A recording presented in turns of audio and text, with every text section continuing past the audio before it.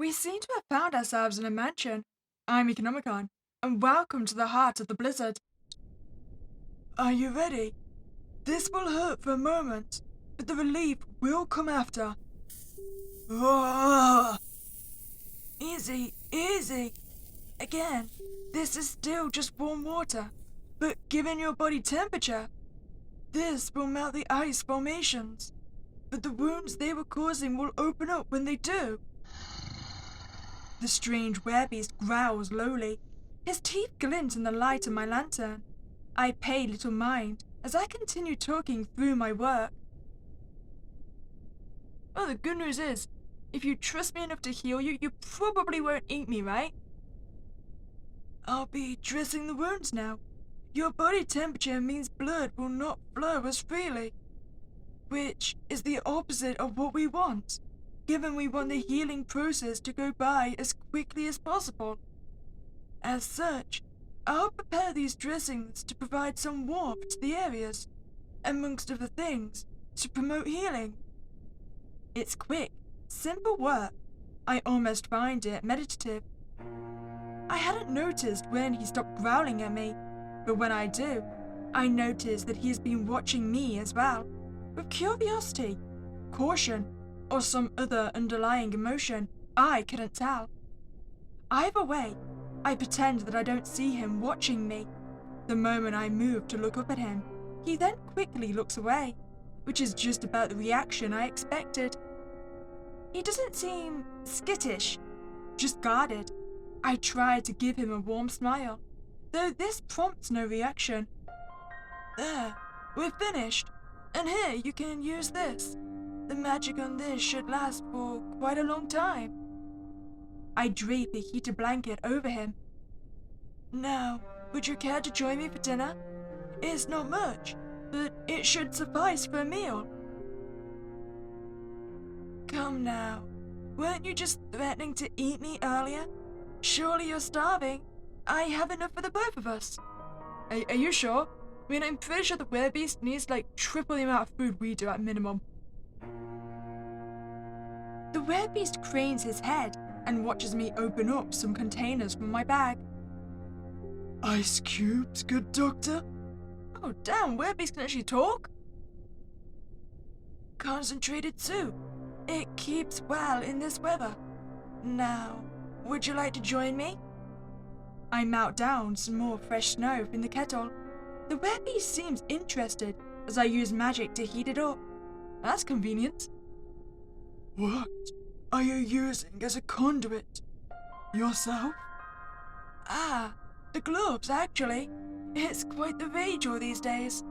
The material is like leather, but made to handle the duress of casting magic. Wait, does that mean the gloves are made from a hide of a magical beast? I mean, that would explain why it's basically magical resistance, right? The Werebeast takes a hold of one of my hands, inspecting the glove. I nearly drop the kettle in surprise, but I don't resist or pull back. There's a certain interest to his gaze that I can't discern, but at the very least, I can tell he means no harm. However, he only looks for a short moment before he lets go. Never mind. You can still sense traces of magic from it. What do you mean? It's nothing. I wanted to know if it was any different from a regular magical conduit. Oh, no. The only real difference is aesthetics. A shame. Is there anything I can help you with there, Werebeast? Do you need some, magical resistant material? The conversation lulls into an awkward silence, and I find myself observing him for the rest of our dinner. Much of the ice formations on his body were melted away from earlier, ones that were causing open sores and wounds, giving him active pain whenever he moved. Living in a cold climate such as this place likely isn't helping either. Extra warmth might lessen the severity of the formations. I've given him a heated blanket for this reason, though it can't cover him entirely, given how large he is. This, along with his physical form in general, clearly suggests curse magic. However, Lycanthropic and elemental bane curses are typically separate, and lycanthropic is the closest that his form resembles, though there's a certain ambiguity to it that I can't confidently diagnose it as such. I mean, I get it doesn't particularly look wolfy now, does he? I wonder what's going on with his spine. It's likely there's a cocktail of curses afflicting him, though how and why, I'm not sure. Once we finish up dinner, I clean up and rise to my feet. I'll be retiring for the night. I'll leave you alone and then check on you in the morning. The Werebeast makes no indication that he heard me, but I assume he did anyway. Have a good night. I make my way back up the stairs and out of the basement. It shouldn't take long to find a fireplace, or at least I hope so. Wait, shouldn't we bring him up to the fireplace with us then? I mean, if he's getting sores from the ice. Coming back to the ground floor, the howling wind persists from outside. Even if I hadn't looked outside, I could tell that the blizzard is still raging on. I doubt it's going to let up within the next day. I'm effectively trapped here until it subsides. That's what I get for letting curiosity get the better of me. However, I did see with my own eyes that this mansion is not completely abandoned. It didn't take me long to find a fireplace I could settle next to for the night. However, admittedly, I did get slightly distracted. No one is around to care if I snooped around, and I doubt the occupant downstairs minds either. Well, unless it's his mansion. I mean, maybe it's like a Beauty and the Beast situation, and he's just cursed for being a bit of an ass. In which case he might mind if we snoop around his house. I settled down next to the fireplace, using magic to light up the logs. I started to read over the documents I'd gathered around the mansion. This one looks like a journal entry. Maybe I'll be lucky, and this can give some insight to what happened here. Hopefully, this will not be the last time I am able to write. I am done working for this family. I did not come to this conclusion lightly, as I have worked for them for Lord knows how long. Frankly, I regret not leaving when the child was infected, but I stayed out of loyalty to her, as I had seen her grow up. Probably a bit naive in hindsight. I stayed and tried to help, but instead watched everyone turn. You can't even call this a plague. This is something else. It seems like a curse went around this mansion. But what was the cause of it? Maybe this list of names and room numbers are the people who were affected by this magic? So, it wasn't just the family, but it looks like the mansion's staff were cursed too. When word got out that the child turned, about half the staff dropped overnight. The kitchen was a mess. My comrades wrapped any food that they could carry on their backs in spare linens from the washroom. The bottom of the entry has been eaten by moths, lost to time. I was right. They did look like they left in a hurry, but there's still a lot that's not fitting here. I look at another letter I found earlier, which was near the front door of the mansion. I crack open the wax seal and unfold it. Leave now. There was a reason why those who turned were left behind. They were abandoned? I look over from across the house, where I can see the door to the basement. Well, it looks like he has a lot of explaining to do tomorrow. Biting cold is the first thing I feel when I wake up. Unsurprisingly, the fire died down overnight. I rub my face, clearing the bleariness from my eyes. It is only then I see the documents strewn about me. Not an unfamiliar situation to wake up to, but the location certainly is unique. The blizzard still rages on. I can tell that much from the window. Not much else to discern. I can barely see my van through the haze. I'm still good on supplies for another day or so, so my only hope is that the blizzard subsides by then. For now, I suppose there's not much else to do besides check on the Werebeast. He should be fine, but there's much I would like to ask him. Good morning. Would you care to join me for breakfast? You know, our supplies is really not gonna last very long now we have got to share with the giant Werebeast. We clearly didn't plan for this. The Werebeast stirs and turns to look at me. You're persistent. You could call it that. You are also the only company I have while I am here. Fair enough. I can't say I'll be good company. Good enough for me. Now, breakfast. We eat breakfast in silence, though it's not an uncomfortable one. However, once I finish cleaning up, only then does the Werebeast speak up. I did kill all of the other prisoners down here, if that's what you were wondering. I mean, I wasn't, but, now I'm wondering, did you also eat them? I was taken aback, mostly due to how unprompted the confession was. Does that satisfy your question? Not exactly. Mind elaborating? We realized pretty quickly that the estate was abandoned when no one came down to feed us. We couldn't escape either, since the magic keeping the prisons locked was still pretty strong. So everyone started getting worried about how they were going to survive. You should have seen how quick they were, willing to turn to cannibalism.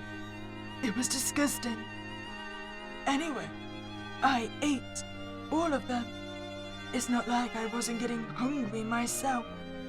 I couldn't stand another minute with any of them, and I didn't want them to stick around long enough that I started to pity them. Well, that certainly answers that question. You speak about them with contempt. You must despise these people. Huh, that's an understatement. I found a perverse enjoyment in watching them suffer. Were you the one that wrote the letter then? The one that was saying that just to abandon them all here? They were vile people. I wasn't their only victim, but I took the worst of it because I thought back. I could never fit into the mold they were trying to shape me into. I'm glad they met the end that they had. You were the one to curse all of them, weren't you? Quick on the uptake. Yes, I was. That's why I'm like this as well. Magic lingers from where it was cast. As it goes, it's wise to use some other object to channel magic through, rather than channeling the magic through one's own body.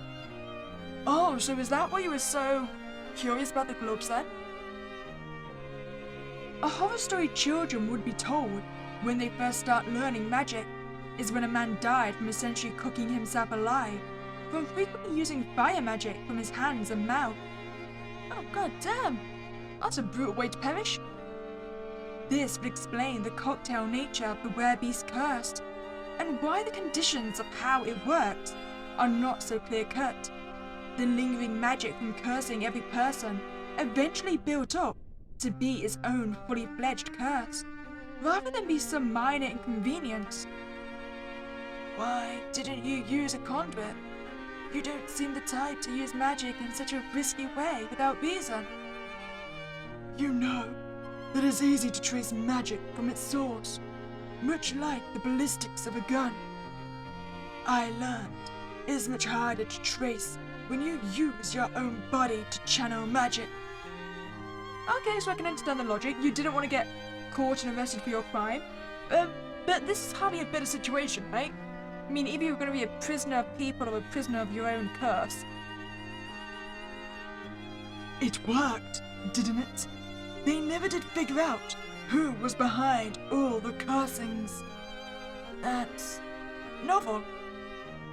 You'd be surprised how many ideas you get from listening to the radio.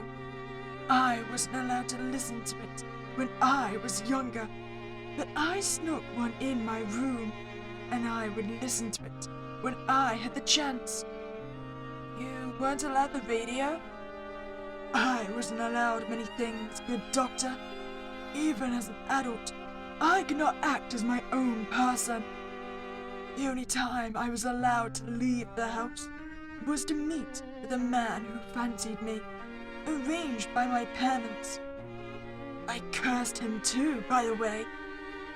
I continued to urge him to talk about his past life, and he spoke about it with nothing but disdain and contempt.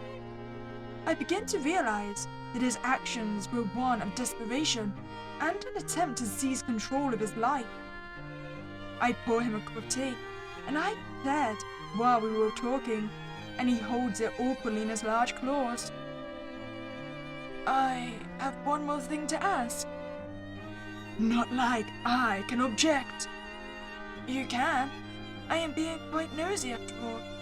However, you seem eager to tell your story. Anyway, what did you want to ask? Why haven't you left this place? As you can see, the magic locking this prison has long since faded. You are free to leave whenever you want. You could seize the life you always wanted. As horrid of a life mine has been, my actions aren't completely excusable. There's no better fate for me than to rot in this cell. It's not like I have anywhere else to go, nor do I have any aspirations that are feasible for me. I have nothing here. I have less out there. The Werebeast pours himself another cup of tea. The thought leaves my mouth faster than I can think of it. Why not come travel with me? As impulsive as the offer was, it was one I was welcoming of. For the first time during this stay, the Werebeast is astonished, and it takes him a moment to respond.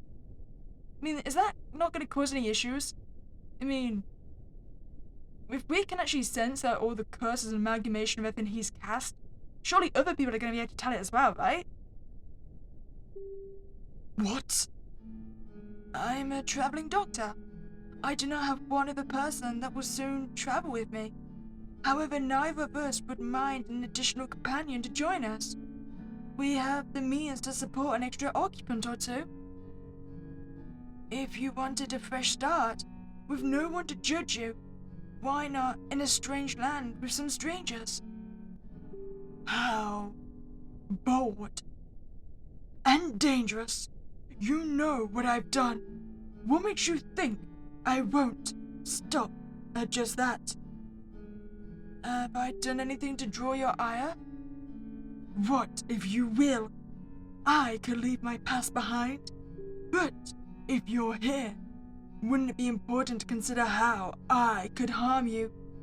But to be fair, you've not eaten me yet, so I feel like we're friends now. Maybe so, but it has been quite some time. You can take this as an opportunity to be someone beyond this agony and vengeance.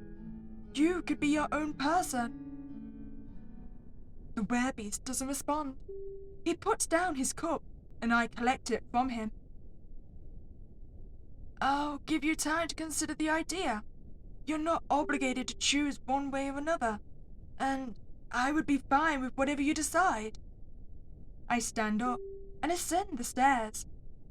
I will return in the evening to check up on your wounds. My hope is that they're healing fine. I must have scraped this mansion from top to bottom, and there are barely any scraps of wood left for kindling. That's strange.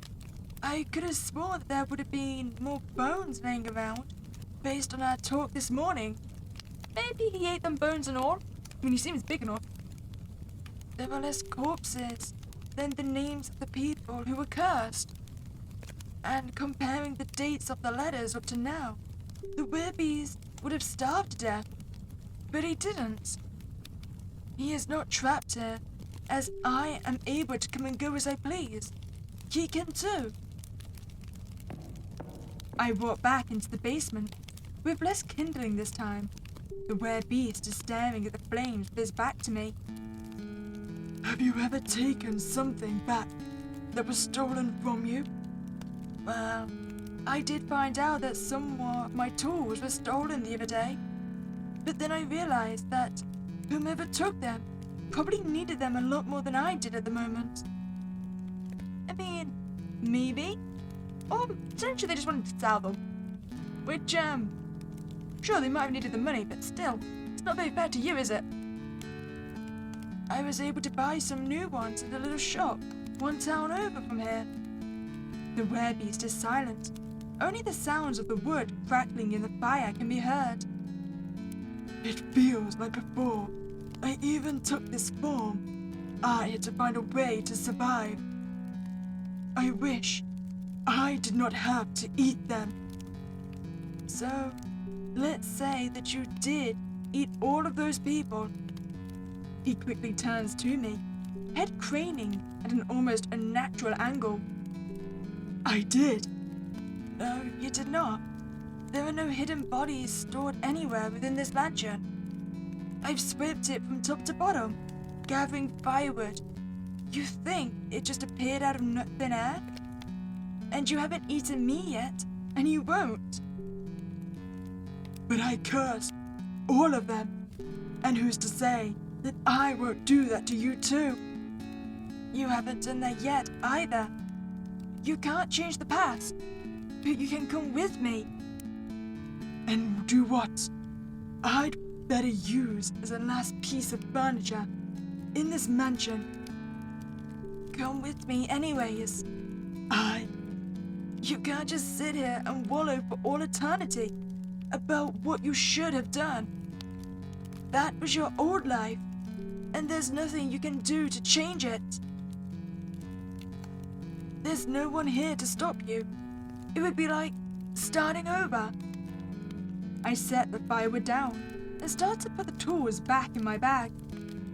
I'll let you think about it.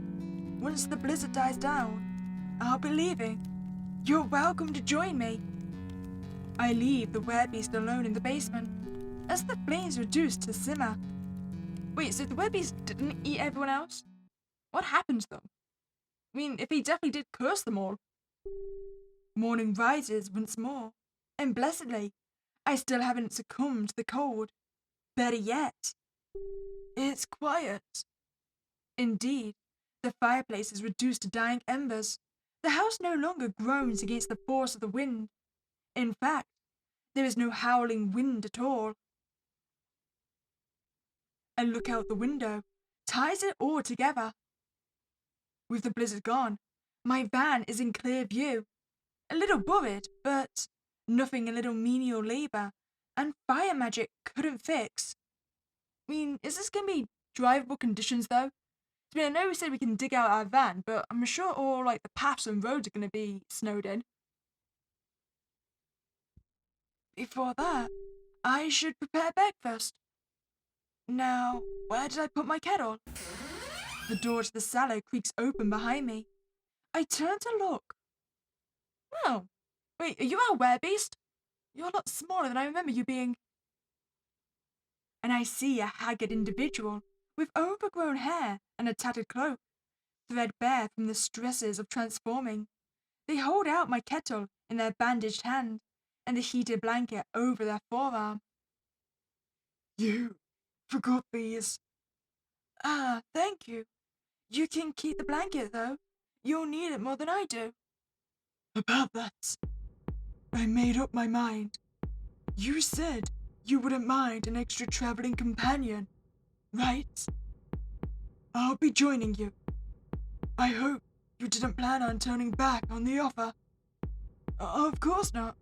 I was hoping you would accept, actually. I mean, especially now you're actually going to fit inside the van. It's all very convenient now. I prepared breakfast for the both of us, and I thank the heavens once more that the blizzard has subsided. These were the last meals packs I had on hand. Wait, so could you transform this entire time? I mean, I'm assuming you need a lot more food in your Werebeast form than this one. God damn blame you, Werebeast. If you'd have just come back to human earlier, we might have saved a little bit of food. I mean, I know we didn't technically starve, but it was close. There's a shower installed inside the van. You're free to use it once we clear the van of snow. We'll then make our way back towards the nearest town, if that's alright. No one will know who I am over there. It's fine. If you need some extra money, I kept a secret stash in my room. I had it in case I found the chance to escape from this place. So, I guess now's a good time to dip into it. Well, how about we go to a barbershop once we're in town? A change in appearance might be refreshing. I'd like that. He cracks a weary, faint smile. By the way, you never told me your name. Ah, of course. My name is Emmett. You never told me yours either. Fallow. I always liked the name, so you can call me that. Well met, Fallow. Now, would you like to join me for breakfast? Aw, I got a new Werebeast friend. I mean, the good news is, right, if he's a Werebeast can change at will. If we get attacked, we've got someone to defend us, right? I mean, I know he didn't technically eat everyone else in the basement, but he still might be dangerous, or at least intimidating. I feel like we've done our good deed for the day then. If you enjoyed your time here, I'd really appreciate you to like this video and subscribe to the channel. Other than that, it was a spooky day, and I'll catch you next time, guys.